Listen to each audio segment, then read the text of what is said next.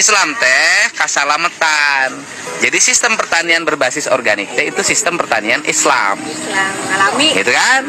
Nah, Sunda teh ngajarkan sirih asa, sirih asi, sirih asu, kasalametan hirup. Jadi Sunda jeung Islam teh mir ibarat panon jeung awas. Jadi ajaran Nahdlatul Ulama salapan bentang. Kukuring eta diterjemahkan di tahun 2008 salapan lengkah ngawangun nagri raharja. Tahun 2013 kapilih kedua periode kuringnya deui salapan tangga cinta Purwakarta istimewa.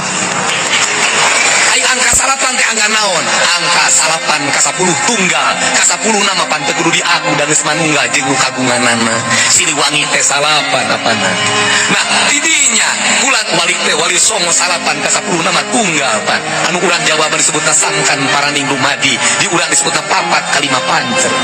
Nah, eta, nah ieu nu dilakonan teh eta bakal jadi kamakmuran hirup tidinya kamakmuranana jujung kapigandung kanu mahagung kaditu pan mungkin itu mah mungkin puncak naon artina ari dihandap sagala aya rupa-rupa pan anu resep kanu penca anu resep kanu kitab anu resep kanu kadugalan anu resep kanu tirakat anu resep kanu filsafat di NU mah KBG menang jeung dimenangkeun dan keke bakal kapangiku sorangan kaditu nama Gusti mah pan ai